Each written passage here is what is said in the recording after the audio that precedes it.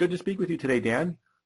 Today I'm looking forward to discussing with you tech-based economic development. Before we start, can you provide a brief background of yourself? Sure. So my background has been focused on economic development primarily at the state and regional level in the U.S.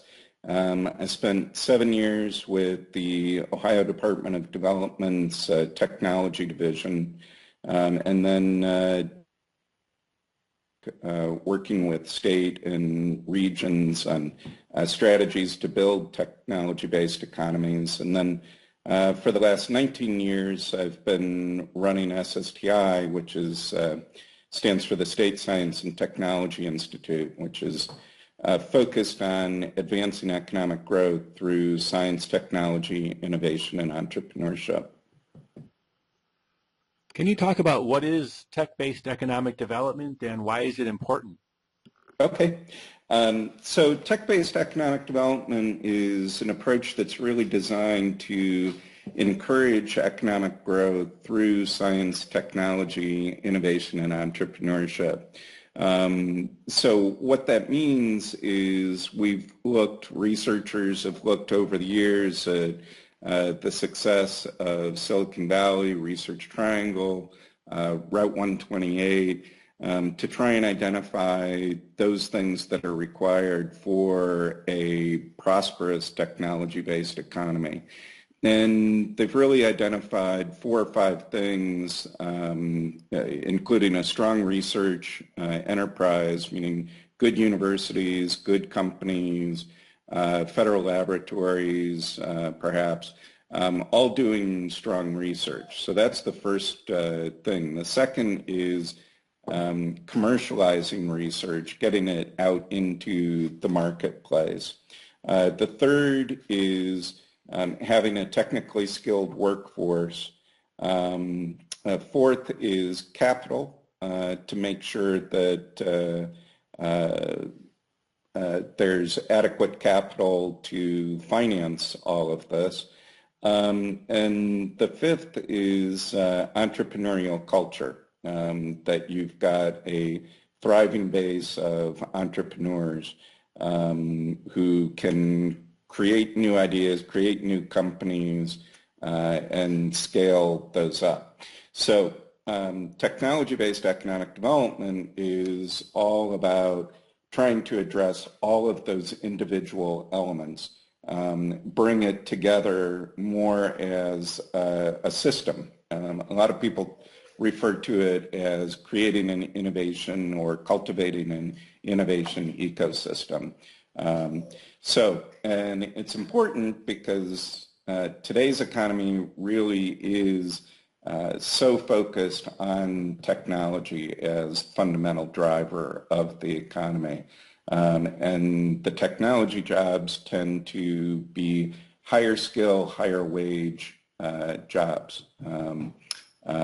The kind of high quality jobs that essentially all regions are looking for and trying to create.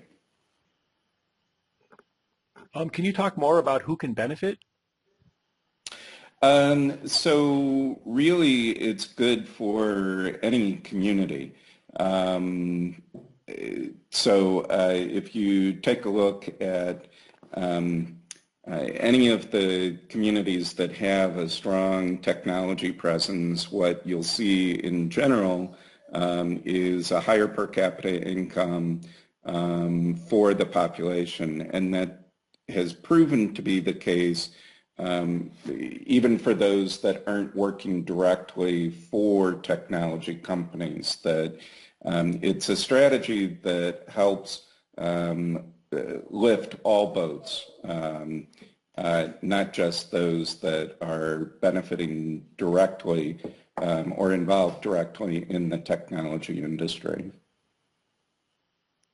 And my last question is, do you have any success stories to demonstrate how this is done effectively? Sure. So states have been active in this area for really more than 30 years. The first big wave of activity started in really in the mid-1950s with the concept of Research Triangle Park. So that's the first success story that you can talk about is RTP in North Carolina. And it took a long time for Research Triangle to take off, but it has had a significant impact on the economy there. The next big wave of activity was in the mid-1980s as the manufacturing base in the U.S. Started to run into global competitiveness problems. And so you saw programs like the Ben Franklin Technology Partnership in Pennsylvania created, which is very focused on supporting entrepreneurs, investing in companies, investing in research strengths in the Commonwealth of Pennsylvania. And they've had a number of